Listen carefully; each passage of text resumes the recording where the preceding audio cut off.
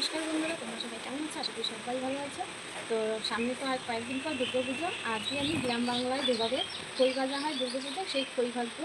তো সম্পূর্ণ ভিডিওটি দেখার জন্য অনুরোধ রইল। এখানে আমি নামিয়ে নিয়েছি, চলে যাবো রান্নাঘরে।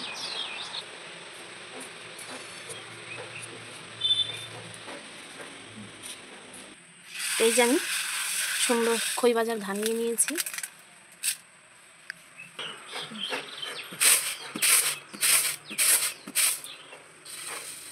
এখন এখানে আমি কিছুটা ভিজে খই ভাজার বালি নিয়েছি। তোমরা চাইলে এখানে শুকনো বালিও নিতে পারো।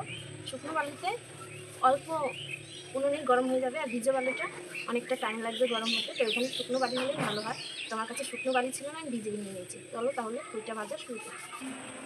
তো আমি চারি সাইড দিয়ে এই পেপারগুলো বিছিয়ে দেবো, কারণ চারি সাইড দিয়ে খইগুলো পড়বে, ওই জন্য এই পেপারগুলো আমি বিছিয়ে দেবো যাতে খইগুলো এই পেপারের উপরে পড়ে। তো বন্ধুরা, আমি চারি সাইডে পেপারগুলো বিছিয়ে দিয়েছি। এখন আমি কড়াইতে দিয়ে দেবো বালি। তো আমি উনুনটা ধরিয়ে নিচ্ছি। ভিজে বালি এইভাবে আমি গরম করে বালিটাকে শুকনো করে নেবো। বালিটা শুকিয়ে এসছে, আরেকটু বালিটা গরম করে নেবো। তো আমার বালিটা গরম হয়নি, আরেকটু হবে। বালিটা এতটা গরম করতে হবে যে ধান দিলে সঙ্গে সঙ্গে যেন ধানটা গরম হয়ে ফুটে যায়, সেইভাবে বালিটা আমি গরম করে নেবো। তো আমার বালিটা গরম হয়ে গেছে। এখন আমি কিছুটা করে ধান নিয়ে বালির মধ্যে দিয়ে দেবো।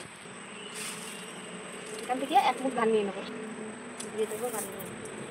তো বালির মধ্যে দেওয়ার পরে এইভাবে নাড়তে হবে।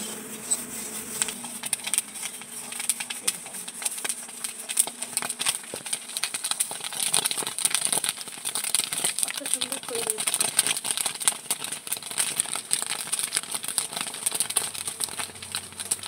একেবারে ফুলের মতো চারি সাইডে ফুটবে। এখন আমি এইভাবে নামিয়ে নেবো।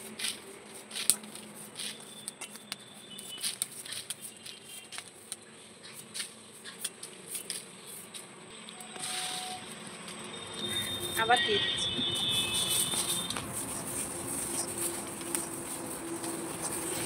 এইভাবে অনবরত নাড়তে হবে, আর এদিকে গরমে ফুটে ফুটে সুন্দর খইগুলো ফুটে উঠবে। আর চারি সাইডে দেখতে পাচ্ছ বন্ধুরা, কত সুন্দর ফুলের মতো ছড়িয়ে পড়েছে।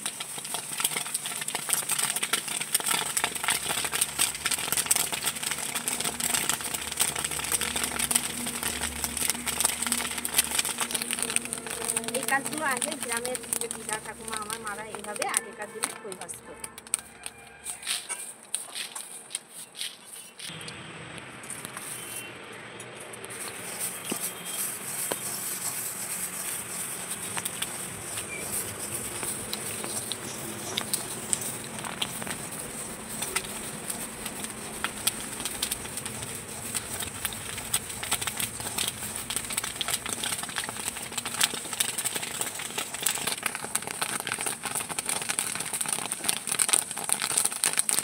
সুন্দরভাবে ফুটে উঠছে, দেখো বন্ধুরা।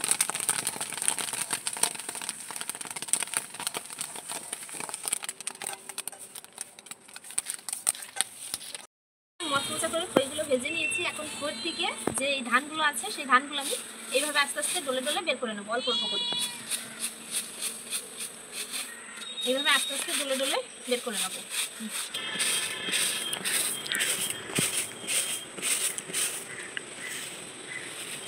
খইগুলো আলাদা করে নেবো।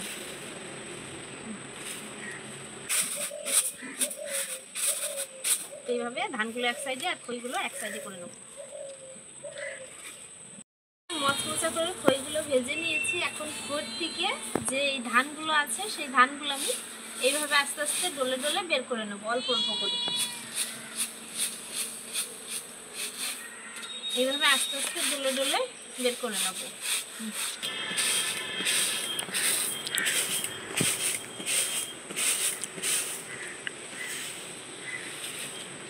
খইগুলো আলাদা করে নেবো।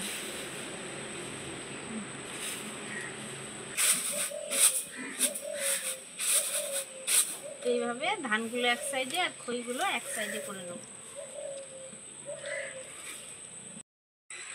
তো খই থেকে ধানগুলো আমি বেছে এইভাবে সুন্দর করে নিয়েছি। এর মধ্যে আর একটাও ধান নাই। তো ধানটা বাছতে আমার অনেক টাইম লেগেছে। তো এখন আমি এটার মধ্যে ঢেলে নেব।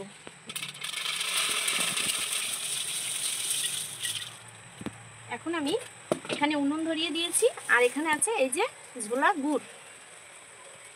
এটা খেজুরের গুড় না, এটা আখের যে গুড়টা হয় সেই গুড়টা। এখন কড়াইতে দিয়ে দেব অল্প পরিমাণে জল। এখানে আমি যে ঝোলা গুড়টা নিয়েছি এই গুড়টা আমি এর মধ্যে দিয়ে দেব। এখানে আমি 300 গ্রাম ধানের খই, যেহেতু খই ভেজেছি, খই পাক দেবো। এখানে 200 মতো গুড় দিয়ে দেবো। গুড়টাকে সুন্দর করে আমি ফুটিয়ে পাকা নিয়ে নেব।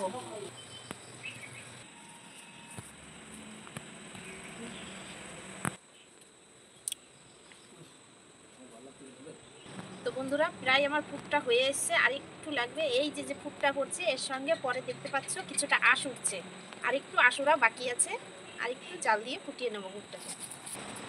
তো বন্ধুরা দেখতে পাচ্ছ, এই যে দেখো করার পরে একটা আঁশ উঠছে। আঁশ উঠছে মানে আমার গুড়টা রেডি হয়ে গেছে। এখন আমি খইটা পাক দিয়ে নেবো।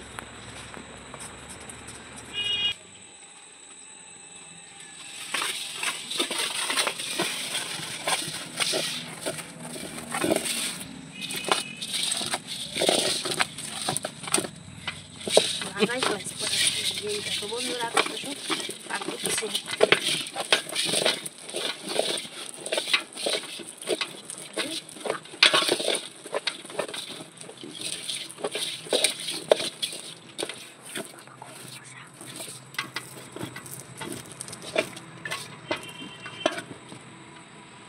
কত সুন্দর আমি খই পাক দিয়ে নিয়েছি।